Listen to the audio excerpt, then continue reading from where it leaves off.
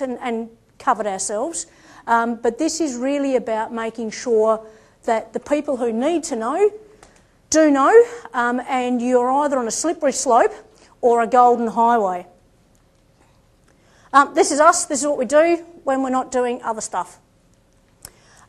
Pretty standard emergency planning model. We have based everything around the emergency planning model so that the people in orange suits and reflective tape and blue flashing lights understand what we're talking about. Because trust me, we need them to understand in order for me to educate the owners.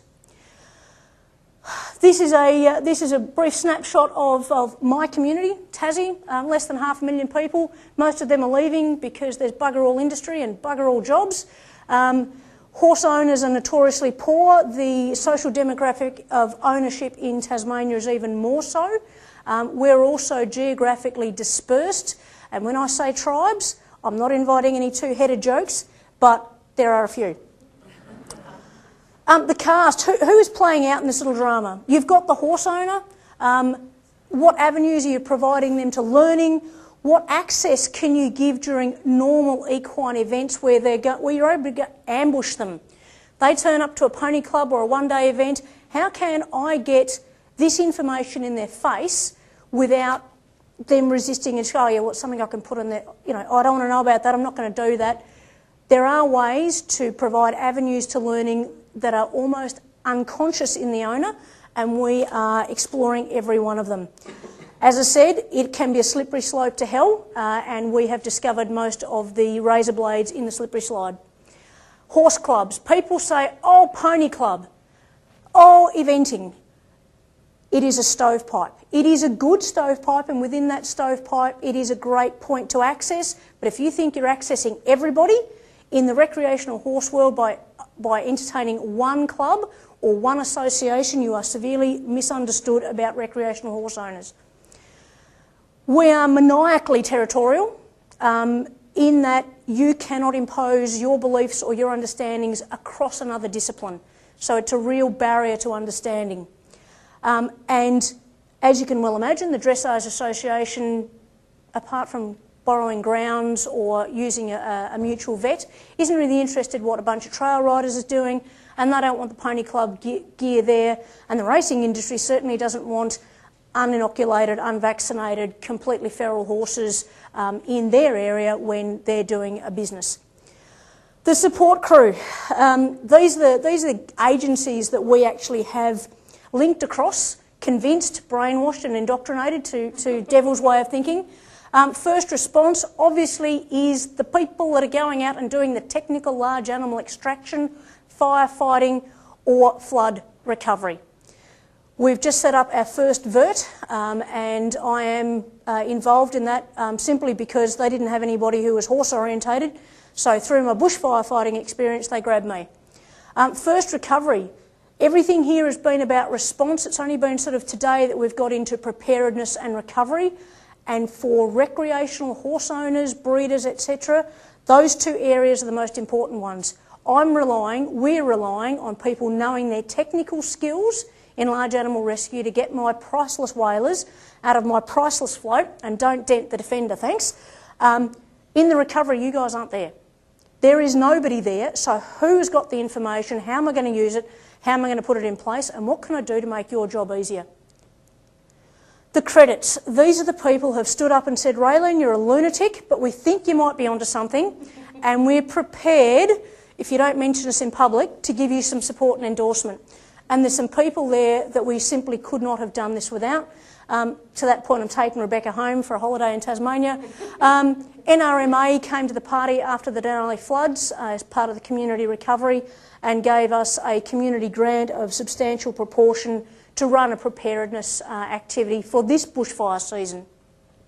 One of the key factors in the information we provide is first-hand experience from trauma/accident/disaster survivors, because small vignettes in a 3-hour presentation of somebody who's been there, done that and survived to get the t-shirt is a really powerful teaching aid.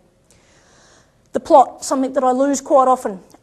We had to do a full spectrum analysis, a dynamic risk assessment, if you like, of what was about, what was salient information, what was good information but at too high a level for the average horse owner / recreational horse type. What would appeal to clubs? What would appeal to adults? Where was the synchronicity in all this? So I did what felt like a mini thesis over about 3 weeks in preparing most of this stuff to get the most up-to-date, informative and useful advice.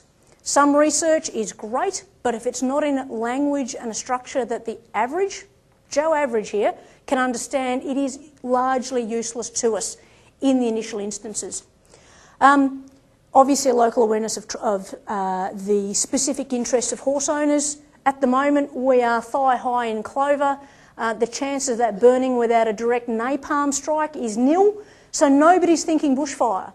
Give that 5 weeks of weather like this and we're going to have spot fires, we're going to have grass fires, and we're in for a late and hot summer and it's going to be ugly again in Tasmania.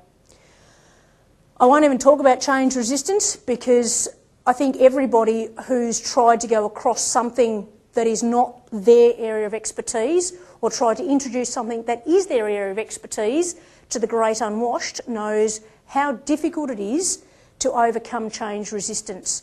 You have to be cunning, you have to be savage, you have to be savvy, and most of all, you have to be really visionary without losing the common denominator, and that is a really tricky balancing act.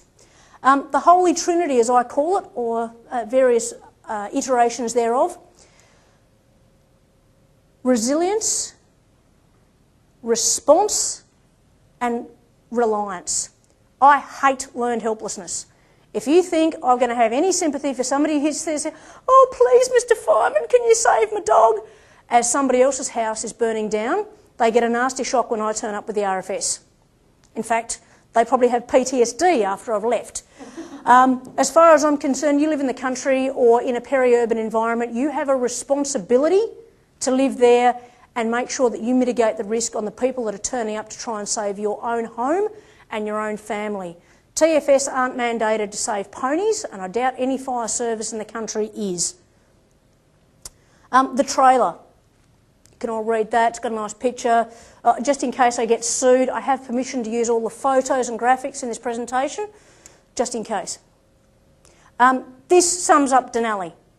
This sums up just about every rural, remote and vaguely regional community in our state. There is no preparedness culture in Tasmania. TLAs, told you there was a lot of them. If you haven't figured out how you're playing buzzword bingo yet, I'm pretty sure you should have.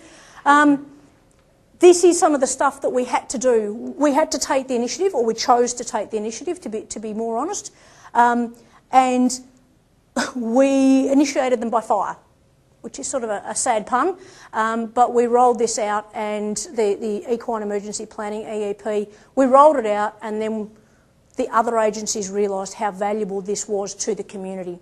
So, Survey Monkey Magic, if you remember the 1980s TV show, we used Survey Monkey to reach about 500 to 1,500 non-club members on a regular basis. It's almost like, take 2 minutes, tell me what you think about pasture management. What sort of fencing do you use on your place? Have you got a fire cache? We then tabulate all that data, give it to Red Cross or Tas Fire Service and go, this is the real picture, or this is at least a compartmentalised picture of what you're dealing with. Some of the initiatives we've come up with, we actually have an equine emergency reference group. It started off with bushfires, it now applies to vert, vehicle accidents, drought, and something else that I've completely forgotten. It contains all the response groups, it contains recovery groups, and it also contains representatives from LGAT, the Local Government Association of Tasmania, who have a huge role in the recovery phase and hate to admit it. We've got a social media site. We've initiated live PIC registration. Unlike SA, PIC registration is not mandatory for recreational horse owners in Tasmania. In fact, most of the farmers don't have their PICs or PIDs registered. Now, if somebody turns up to one of our presentations, DPIWI are on site. They register not only the property by the address, but they'll also get a snapshot of what stock is on that property. which allows them to then prepare better with TFGA, Tas Farmers and Graziers, what recovery resources, what vet resources they may need if there is a disaster in that area. That has not been done in Tasmania before. We have incorporated horses into the individual fire plan, which is set up by Tas Fire Service. We've run a series of fact sheets for horse owners. We've formalised a fire buddy system, including and up to draft agistment agreements. So when my 8 horses turn up at Rebecca's place, and I think they're there for 3 days, but it takes 3 months for my insurance to fix my fences, she's not out of pocket. Our friendship is not ruined because my horses have eaten out her paddocks. That is the long-term picture that a lot of people go, oh, put your horses at my place. It's okay. 3 months later, those people don't speak to you except through their lawyers. So that's the sort of holistic spectrum stuff we're trying to incorporate. Emergency caches. You guys are talking about emergency caches as being a state resource. We're talking about a 200-litre wheelie bin. Not entirely crash hot in a fire because they melt, but they float really well in floods. That has in it 96 hours of first aid, food, emergency response and fencing per horse. The reason we've chosen a wheelie bin is because 5'4" short-ass me can pick up 200 kilos of wheelie bin and roll it up the ramp of a float, put it in the front of the float, throw 2 horses in and be gone. It's not something that I need to go, oh please sir, can you help me lift my 20-foot container? Admittedly, some of our emergency caches do resemble a TARDIS. I'm sure that they are bigger on the inside, but we vacuum pack cotton or wool rugs so that if a horse goes into shock, we actually have the resources on hand belonging to me, named by me, that I can say at an evacuation centre or a showground or wherever my horse turns up, if that cache is there, I've got rehydratable tucker that can assist them with dehydration and keep the meeting until the fodder supplies turn up, spare halters, shock, basic first aid kits, etc. Equine evacuation centres, triple ECs, they are all about the local council. Many local councils in Tasmania, once aware that they had a responsibility under statutory law to provide these, have done their damnedest to outsource them to the local pony club. That's fine and a good money earner for the local pony club as long as that pony club, polo cross club, whatever club doesn't want to use their grounds for 3 months afterwards as the area is rehabilitated. You can have, and we had in Warwick in Queensland, up to 600 horses located in one area during a lockdown, whether it's for biosecurity or emergency. There's stuff like mortuary plans, quarantines, separation, segregation, multi-species turning up because the Red Cross and the RSPCA don't want anything that hasn't got fur, fins and feathers. And the TFGA are going, well, it ain't livestock, so we're looking after the missing link, which is recreational horses. That isn't the emergency case, that's just a little firefighting thing we use to give the horses a spray down before they go on the float. Effectively what they are is your TARDIS in the event of an emergency. They can't take you out of the area, but they can make sure that you survive it.